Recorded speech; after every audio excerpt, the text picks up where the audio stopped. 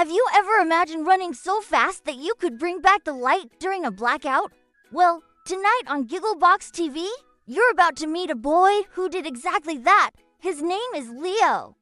But everyone in town would soon know him by another name, the Lightning Kid. It all began one quiet summer night. The moon was hidden behind thick clouds, and the sleepy little town of Oakville was preparing to drift into dreams. Then, without warning, everything went dark.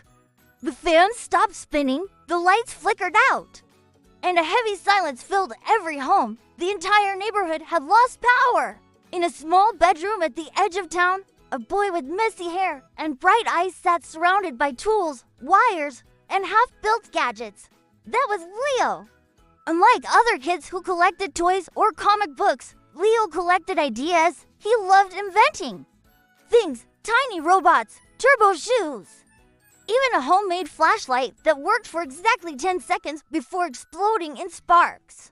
When the blackout hit, Leo looked around in disappointment. His desk lamp blinked off, his little computer went dead, and the prototype he had been testing stopped mid-beep. For most kids, that would mean bedtime.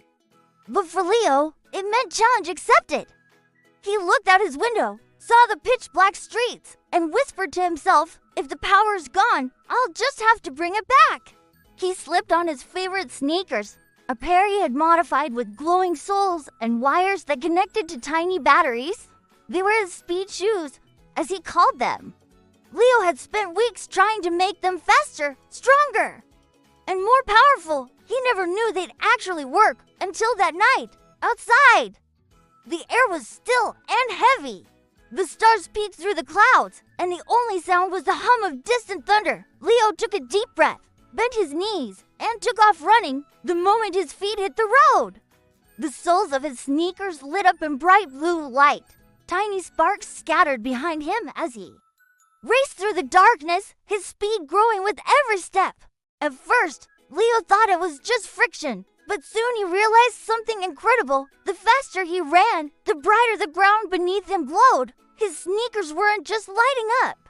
They were creating energy. He could feel the electricity buzzing through his legs like a living current. He laughed out loud. I'm a running lightning bolt. The wind roared in his ears as he zoomed down the street, past the bakery, the library, and the silent park. Each time his sneakers struck the ground, nearby lampposts flickered for a second before going dark again. Leo's heart pounded. He needed to find where the blackout began, and fast. Then he saw it, the old power station at the edge of town, standing silent and lifeless. The tall metal towers looked like sleeping giants. Leo sprinted closer, his sneakers crackling with static energy. If I can jumpstart the generator, he thought, I can bring power back to everyone. He climbed over the fence and stopped in front of the giant generator. The metal surface was cold and coated in dust. Leo placed his hand on it, and a small spark jumped between his fingers and the machine. Guess I've got some charge left, he said with a grin. He backed up, took one deep breath, and started to run. Round and around the power station, he went, faster and faster, until his shoes sparked like mini lightning bolts. The air shimmered with blue light. His hair stood on end, and every muscle in his body tingled. The static energy grew stronger, swirling around him like a storm. Then, boom! A huge flash of light shot from Leo's sneakers into the generator. For a moment, everything went white. Then, one by one, the lights across town flickered back to life. Streetlights glowed, houses brightened, and fans started spinning again. The blackout was over. Leo stood there, panting and smiling, his sneakers still glowing faintly. He looked up at the glowing skyline and whispered, "We did it!" He walked home quietly, his heart full of pride. As he reached his house, his mom opened the window and called out, "Leo, the power's back." Can you believe it? Leo laughed and replied, "Yeah, Mom, I guess the electricians worked really fast tonight." He slipped into bed, staring at his sneakers by the door. They flickered one last spark before going still. He smiled. Maybe he'd test them again tomorrow, or maybe not. After all, heroes need their rest too. The next morning, the whole town buzzed with excitement. People talked about the mysterious lightning streak that had raced through the streets during the blackout. Some said it was a meteor, others claimed it was a spirit.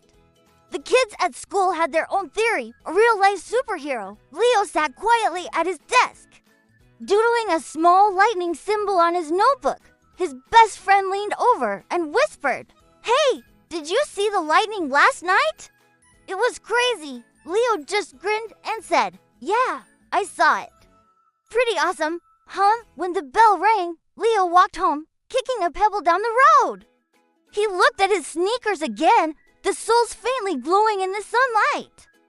The world around him buzzed with normal life, but deep down, Leo knew he wasn't just another kid anymore. He was the lightning kid, the boy who ran faster than darkness. And somewhere in the distance, thunder rumbled once more, a reminder that whenever the lights go out again, the lightning kid will be ready to run.